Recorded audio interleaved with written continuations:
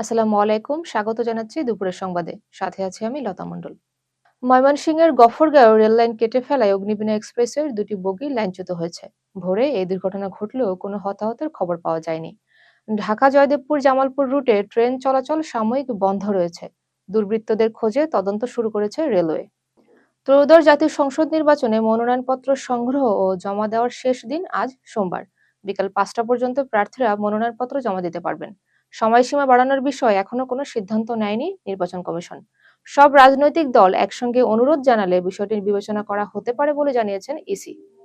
বাংলাদেশে নিযুক্ত পাকিস্তানের হাই কমিশনার ইমরান হায়দার প্রধান উপদেষ্টা অধ্যাপক ডক্টর মোহাম্মদ ইউনূসের সঙ্গে সৌজন্য সাক্ষাৎ করেছেন। বৈঠকে বাণিজ্য, বিনিয়োগ ও বিমান চলাচল সহ বিভিন্ন খাতে সহযোগিতা বাড়ানোর বিষয়ে আলোচনা হয়। পাকিস্তান জানিয়েছে, গত বছরের তুলনায় দুই দেশের বাণিজ্য 20% বেড়েছে। শিক্ষা ও স্বাস্থ্য খাতে পারস্পরিক বিনিময় জোরদারের উপর গুরুত্ব দেওয়া হয়।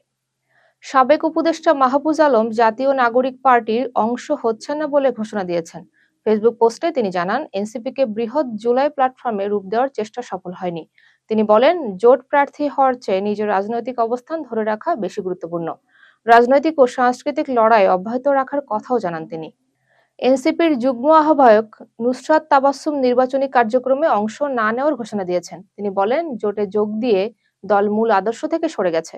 ৩০০ আসনে প্রার্থী দেওয়ার ঘোষণার পর জোটে যাওয়ার তৃণমূল নেতারা প্রবঞ্চিত হয়েছে বলে দাবি করেন তিনি।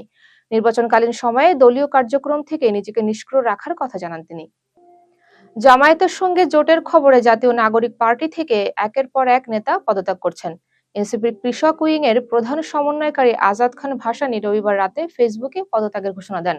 তিনি বলেন, জুলাই গণঅভ্যুত্থানের চেতনায় নতুন বাংলাদেশ গড়ার আশায় তিনি এনসিপিতে যুক্ত হয়েছিলেন। বর্তমান রাজনৈতিক বাস্তবতায় সে অবস্থান থেকে সরে আসার সিদ্ধান্ত নিয়েছেন বলে জানান তিনি। শহীদ শরীফ ওসমান হাদির হত্যাকাণ্ডে অভিযুক্তদের পালাতে সহায়তার অভিযোগে ৫ বাংলাদেশিকে আটক করেছে ভারতের এসটিএফ। আটক ব্যক্তিদের মধ্যে রাজনৈতিক কর্মী ও সীমান্ত এলাকার মানব পাচার সংশ্লিষ্টরা রয়েছেন বলে দাবি করা হয়েছে। মূল অভিযুক্তদের ধরতে সীমান্ত এলাকায় অভিযান চলছে বলে জানা গেছে। মুন্সিগঞ্জের শ্রীনগরে ঘন কুয়াশার কারণে মালবাহী ট্রাক দুর্ঘটনায় ৯ জন আহত হয়েছেন।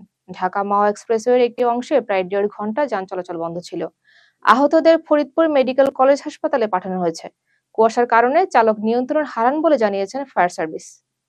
ঢাকা ও আশেপাশের এলাকায় আজ আংশিক মেঘলা আকাশ থাকতে পারে। মাঝারি থেকে ঘন কুয়াশা পড়ার সম্ভাবনার কথা জানিয়েছে আবহাওয়া অধিদপ্তর। সকালে ঢাকার তাপমাত্রা ছিল 14°C। শীতের অনুভূতি বজায় থাকতে পারে বলে পূর্বাভাসে বলা হয়েছে। ইউক্রেন প্রেসিডেন্ট জেলেনস্কি জানিয়েছেন, ট্রাম্পের 20 দফা শান্তি পরিকল্পনায় 90% ঐক্যমত হয়েছে।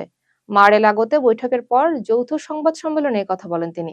যুক্তরাষ্ট্রের নিরাপত্তা নিশ্চয়তা নিয়েও একমত হওয়ার কথা জানান জেলেনস্কি। আগামী কয়েক সপ্তাহের মধ্যে বিষয়গুলো চূড়ান্ত হতে পারে। যুক্তরাষ্ট্রের নিউ জার্সিতে আকাশে মুখোমুখি সংঘর্ষে দুটি হেলিকপ্টার বিধ্বস্ত হয়েছে। এ ঘটনায় একজন নিহত ও একজন গুরুতর আহত হয়েছেন। হামন্টন মিউনিসিপাল এয়ারপোর্টের উপর দুর্ঘটনাটি ঘটে। এফএ এই ঘটনা তদন্ত শুরু করেছে।